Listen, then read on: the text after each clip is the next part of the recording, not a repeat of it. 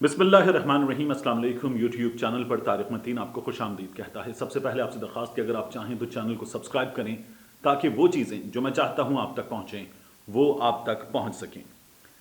Captain Safdar का मामला, IG Sindh के मुबैना अगवा का मामला, इसकी army chief general Qamar Javed Bajwa ने इंक्वायरी प्रॉमिस की थी। ये inquiry army chief general Qamar Javed Bajwa ने हैंड ओवर की थी core commander Karachi general Humayun अजीज साहब को, और ये इंक्वायरी, कोड ऑफ इंक्वायरी मुकम्मल हो गई है।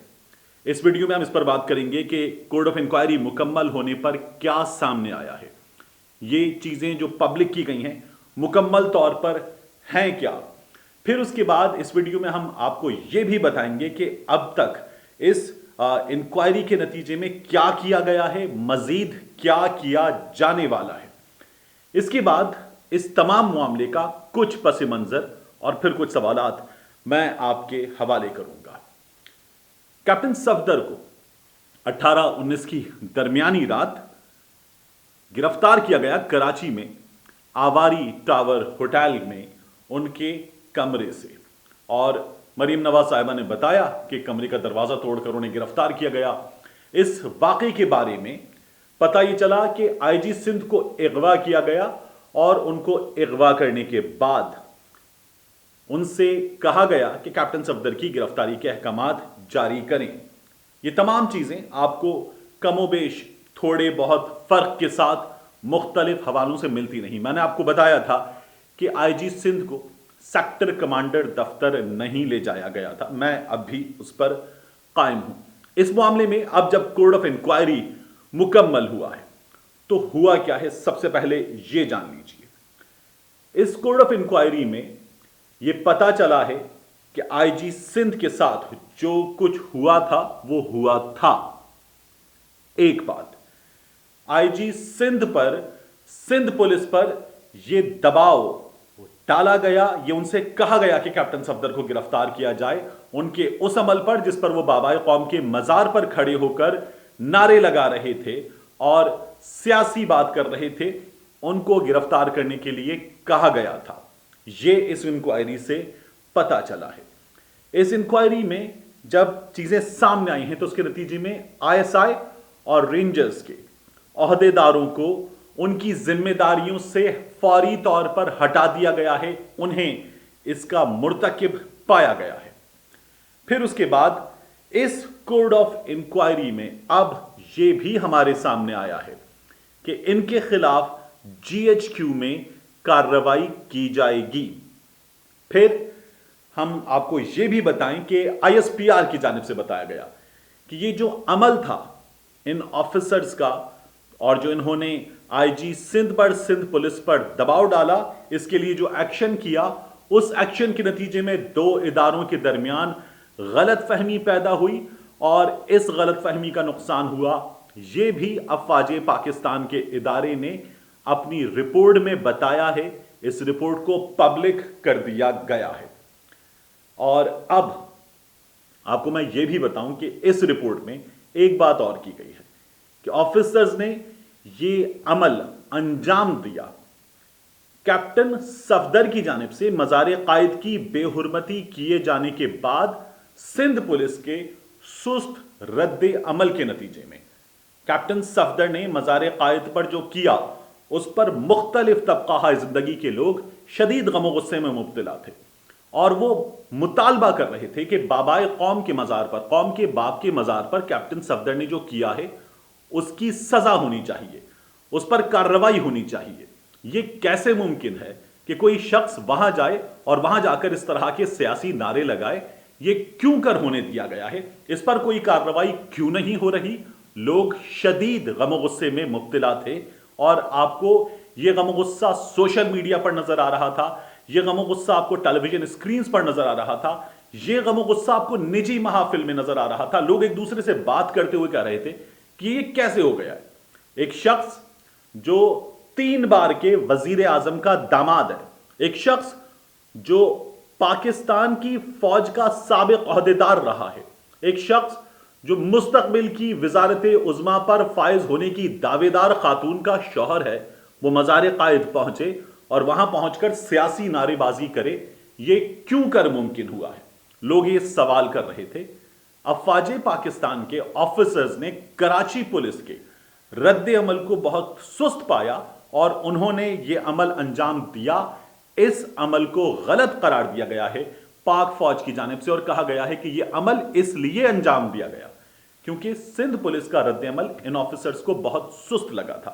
میں نے آپ سے پہلے بھی ویڈیو کرتے ہوئے اس معاملے پر کہا تھا کہ آئی جی سندھ کے ساتھ جو ہوئی غلط ہوئی، لیکن کیپٹن صفدر نے جو کیا وہ اس سے کہیں زیادہ غلط ہے۔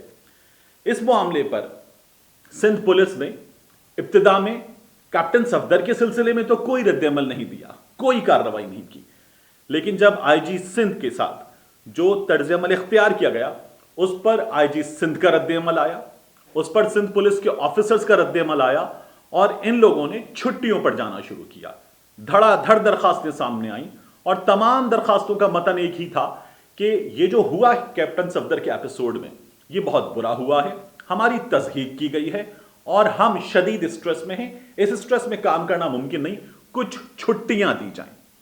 یہ درخواستیں میڈیا کو استعمال کرتے ہوئے سندھ پولیس کے آفیسرز نے فوری طور پر پھیلائیں، اور ان درخواستوں کا تھرو پراپر چینل نہ آنا بھی میں نے آپ کے سامنے ثبوت کے طور پر رکھا تھا کہ صرف ایک آفیسر کی درخواست وہ تھرو پراپر چینل تھی، اس پر انورڈ آؤٹ ورڈ نمبر موجود تھا، باقی کسی درخواست پر یہ کارروائی درست انداز میں انجام نہیں دی گئی ثابت ہو رہا تھا۔ اور پھر جس طرح سے ہم نے حکومت سندھ کو دیکھا، بلاول بھٹو زرداری جا کر ملے، مراد علی شاہ جا کر ان کے ساتھ ملے، مراد علی شاہ اگلے روز ملے، نظر آ رہا تھا کہ یہ انہوں نے پلان کر کے کیا ہے۔ اپنے آئی جی کے ساتھ کھڑا ہونا ان آفیسرز کا فرض ہے، انہوں نے یہ فرض انجام دیا۔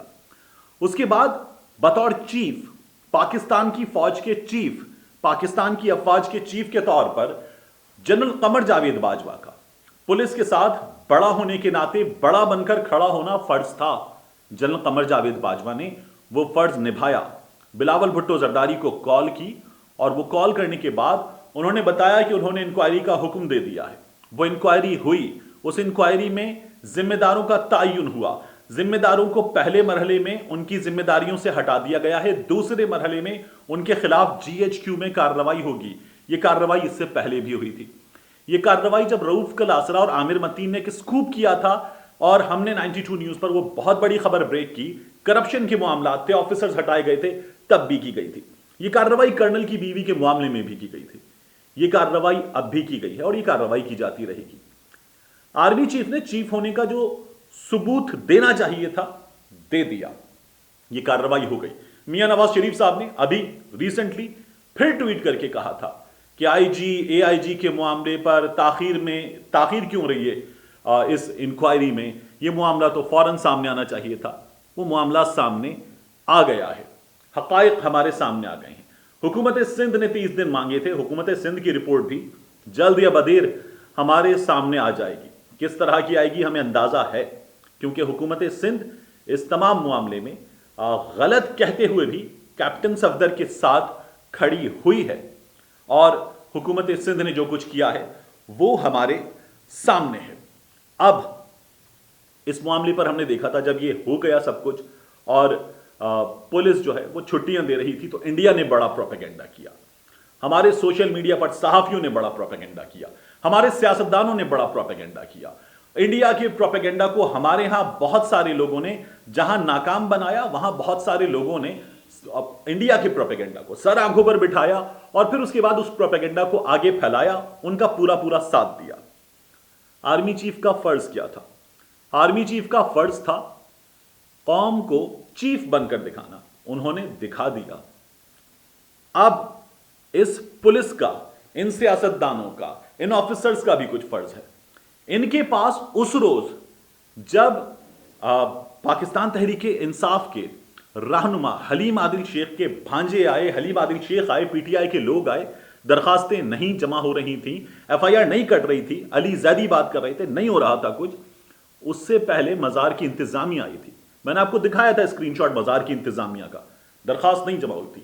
اب جب عدالت میں کیپٹن صفدر کو جان سے مارنے کی دھمکیاں دینے کے معاملے میں، باقی معاملوں میں تقریباً بری کر دیا اور کہا کہ مزار کی انتظامیہ الگ سے پرچہ کروا لے، کیپٹن صفدر کے خلاف وہاں پر جو بے حرمتی کی گئی ہے مزار کی پولیٹیکل ایکٹیویٹی کر کے، اس کا الگ سے پرچہ کروا لیں. یہ پرچہ تب کیوں نہیں کیا گیا؟ کیپٹن صفدر کے خلاف اس کی کارروائی بنتی تھی، وہ کارروائی کیوں نہیں کی گئی؟ اب ثبوت دیں، اب آپ لوگ ثبوت دیں. آفیسرز نے جو کیا وہ مزار قائد کی بے حرمتی ہونے پر سندھ پولیس کے، آئی جی سندھ آپ لوگوں کے آفیسرز کے سست رد عمل کے طور پر کیا. انہوں نے بابائے قوم کا بیٹا بن کر دکھایا تھا. عمل غلط تھا، رد عمل تھا، جذباتی تھے، زیادہ ہو گیا، مگر اب آپ درست کر کے دکھائیں. اب آپ بتائیں، بابائے قوم کا بیٹا ہونا ثابت کریں. اب آپ سے کہا گیا ہے کہ مزار قائد پر یہ جو پرچہ بنتا ہے یہ پرچہ ہو تو یہ پرچہ ہو. کیپٹن صفدر نے جو مزار قائد کی بے حرمتی کی ہے اس کا حساب لیا جائے. یہ کیوں کر ممکن ہو کہ کوئی بابائے قوم کے مزار پر، قوم کے باپ کے مزار پر جائے اور جا کر اس طرح کی نعرے بازی کرے؟ اسے روکنا ہوگا. اب قوم کو بابائے قوم کا بیٹا بن کر دکھانا ہوگا. اب دکھانا ہوگا کہ ہمیں کتنی محبت ہے بابائے قوم سے، قائد اعظم محمد علی جناح رحمۃ اللہ علیہ سے. ہمیں نواز شریف سے محبت ہے، ہمیں مریم نواز سے، اس کے چاہنے والوں کو، اس کے سپورٹرز کو محبت ہے. کیپٹن صفدر سے بھی کچھ لوگوں کو محبت ہے. آئی جی سندھ سے سندھ پولیس کے آفیسرز کو محبت ہے. بلاول بھٹو زرداری سے ان کے چاہنے والوں کو محبت ہے. پی ڈی ایم میں شامل اقتدار کے چاہنے والوں کو آپس میں محبت ہے. بابائے قوم سے کسی کو محبت نہیں ہے. بابائے قوم کے مزار کی کسی کو حرمت کا پاس نہیں ہے. بابائے قوم کا بیٹا بن کر کوئی نہیں دکھائے گا. اب بابائے قوم کا بیٹا بن کر دکھائیے، بابائے قوم کے مزار کی حرمت کا پاس کر کے دکھائیے. بتائیے کہ یہ نہیں ہو سکتا. یہاں پر آپ یہ نعرے نہیں لگا سکتے. یہاں پر آپ آئیں گے، آپ فاتحہ پڑھیں گے، بابائے قوم کو خراج عقیدت پیش کریں گے، آپ پاکستان کی سلامتی کی دعا کریں گے، اپنے بچوں کو لے کر آئیں گے، بتائیں گے کہ انہوں نے پاکستان بنایا تھا. آپ یہاں آئیں گے، اس فضا کو محسوس کریں گے، ان کی قربانی کو محسوس کریں گے، ان کی جد و جہد کو تازہ کریں گے، اس کی یاد تازہ کریں گے، تجدید عہد کریں گے اپنے دل میں کہ ہم پاکستان کو عظیم سے عظیم تر قائد اعظم کے خواب کے مطابق بنا کر دکھائیں گے. ہم وہاں نواز شریف کے نعرے نہیں لگائیں گے، بلاول بھٹو زرداری کے نعرے نہیں لگائیں گے. اس کے لیے جلسے موجود ہیں، اس کے لیے آپ کی سیاست موجود ہے. اس کے لیے آپ عمران خان کو کہیں اس کی سیاست پر ناکام بنائیں. آپ بات کریں آٹے دال کی، چینی کی، گھی کی، آپ بات کریں دواؤں کی، آپ مہنگی بجلی کی، گیس کی بات کریں، لیکن آپ مزار قائد پر جا کر جو کچھ کر رہے ہیں وہ مت کریں، ورنہ اس کا نتیجہ آپ کو ابھی کم ملا ہے بلکہ نہیں ملا ہے. اس کا نتیجہ آپ کو ملے گا اور اس کا نتیجہ آپ کو ایک عام آدمی دے گا. ملتے ہیں آپ سے اگلے ویڈیو.